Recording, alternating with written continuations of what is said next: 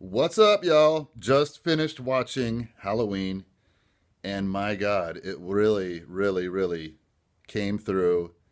I can't. Oh my gosh, this is actually the third time I'm attempting this. I had to get out my other phone here because the other one was full. Oh man, the anticipation was totally worth it.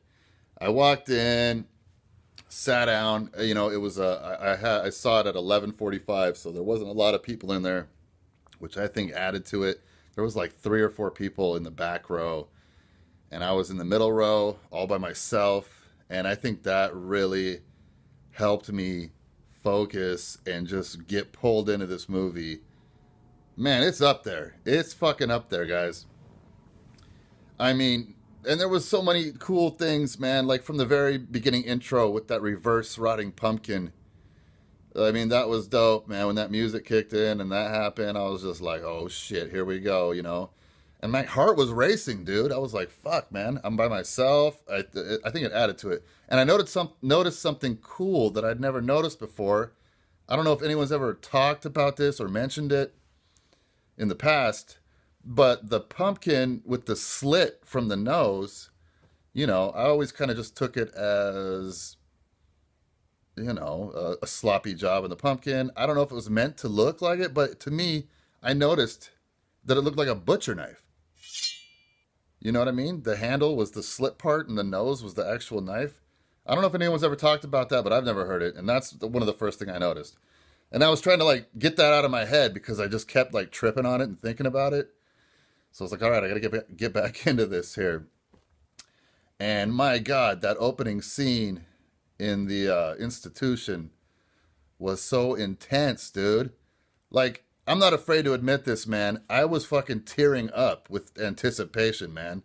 It was stirring emotions that I've never really felt in a fucking horror movie, man. I don't understand. I was like, Jesus Christ, man. Am I fucking too high? What's going on here? I partake in a little extracurricular activity before I saw it. Man, it was good. Yeah, when they held out the mask and everybody was tripping, all the patients were hooting and hollering, the fucking dogs barking. I know we saw that in the preview, but it was still like, seeing the full thing was insane. Shit, what else, man? Then just, God, everything, dude. Like seeing him unmasked, seeing him so old. It's like we all grew old with Michael, man. And it was just so cool to see him, like those snippets of him, with his back turned and in the stalls and stuff. And I thought that the previews might kind of ruin some stuff for me, but it didn't really affect it too bad. Obviously we knew a couple people were going to die, and I guess it might have been better if I didn't see that. But there's no way I could have watched. I only watched the first initial preview, and it didn't ruin anything for me. Too bad. Um, Man, yeah, but I mean, like I said earlier, dude. I mean, when Jamie Lee Curtis fucking nailed this so hard, it blows my mind. If she didn't want to do this movie, like it didn't show on film at all. I mean, unless she didn't want to do it and she used that in her favor, you know what I mean, as kind of motivation. But goddamn, she played disturbed. What's the word I'm looking for? Traumatized, a traumatized victim of a horrible crime really well, man. Like I really felt bad for her and shit. The scene where she came in to the dinner party and was like, I saw him, I wanted to kill him, and she started breaking down and crying. Man, I was tearing up. I was like, what the fuck's going on here, man? I'm glad I'm alone, bro. Um, and yeah, it just went from there, dude. It seemed like it seemed to me like her character kind of replaced a Loomis, man, because she was crazy. She was hunting Michael like Loomis used to. And I mean, obviously she played Lori, but I don't know if you know what I mean, but that's kind of what I was thinking the whole time. Um, the killings were brutal. They were fucking dope, man. That suspense. I mean, obviously we're not going to match the original suspense, but that suspense was there. I loved all the throwbacks they did, like the scene where she got thrown out of the window and then she disappeared, just like Michael. And there's a few more I can't think of them right now, man, because my mind is just racing. Um, it was great. It was great. There was a couple of times, I'm not gonna lie though, that I was kind of thrown off the rails. And the big one that I'm sure everyone has mentioned was the cop, or the cop, not the cop, the fucking doctor. When he killed the cop, that was, I mean, I think they could have done without that. And I'm not gonna lie, it threw me off the rails for a minute, but it pulled me right back in, and I literally forgot about it. Fucking a couple seconds later. I mean, thank God he got killed, for God's sake. Because I was like, what are they trying to do, man?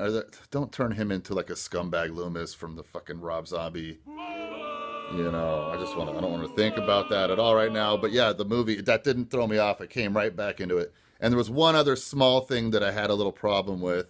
Listen to me, I'm sounding like fucking Rob Zombie over here. But it was the CGI to the back of the neck on Homegirl in the house. I think she was an older lady. I can't remember exactly right now, but I mean, I see where they're going with that. They wanted to make it look like a crate. They wanted to show off his brute strength and whatnot. But they could have always, sorry about that. They could have always went with, like a Friday the 13th type, hitchhiker girl fucking knife through the back of the throat kind of situation. But anyway, didn't take anything away from the movie at all, man. Like, I was fucking still going with it. It was crazy. What was the other point I wanted to make, man? Oh, they didn't try to shoehorn in any PC social justice warrior crap that a lot of movies are doing these days in Hollywood. And thank God, because that would have really left a bitter taste in my mouth. They kept it real. They knew people didn't want to see or hear any about any political shit. They delivered a fucking great horror movie. They made it believable. It's hard to make a good slasher movie in today's day and age with all the technology. But they did great, man. I loved all of her Home Alone booby traps. It was fucking great, man. I know I keep saying that, but it was. They left it open for a sequel. I don't know, man. What do you think, um, dude? And then yeah, that's what I wanted to talk about. They really showed off his like. They made him look like a dangerous fucking criminal. They really did. I think that the opening scene at the asylum or whatever you want to call it added to that. Don't get within the square. He's dangerous. They kept like repeating that, and they kind of showed off his criminal side, in my opinion. It honestly reminded me of something I watched about this really dangerous prisoner that was strangling people. Well, what? No, what reminded me of this? Okay, there was this dangerous criminal that was strangling people through chain link fences during their rec time, and it reminded me of that when he smashed through the door and grabbed Lori and was choking her, man. Like, and then he got his hand blown off. Oh my God, fucking insane. Yeah, I think they made some really good decisions with this movie. I have this many complaints, and the rest of it so outweighed it. Yeah, I haven't been this excited about a horror movie in I can't even remember how long. So, really good movie. If you haven't seen it, you got to go see it. And that's all I got to say, man. I want to go see it again already. I wish it was available on Blu-ray because I want to watch it again. I'm gonna go see that again in the theater. That's all there is to that, man. I gotta see what I missed, man. You always pick up on extra things the second time you see it. This movie is gonna make some money on repeat watches. I know that for a fact because people want it. You know what I mean? They want to see their buddy's reaction to this shit. I want to go see it with everyone I know, dude. All right, well that's gonna do it for now. These are my initial reactions. I had to get it out, and I'm sure I'm gonna be talking about this quite a bit more. All right, take it easy, guys. Oh, Michael, these people would like to speak with you, and I think they brought your old mask. Hey, by the way, Michael, if you escape, can I try on your mask? I've always wanted to see what it feels like to try on an evil killer's mask.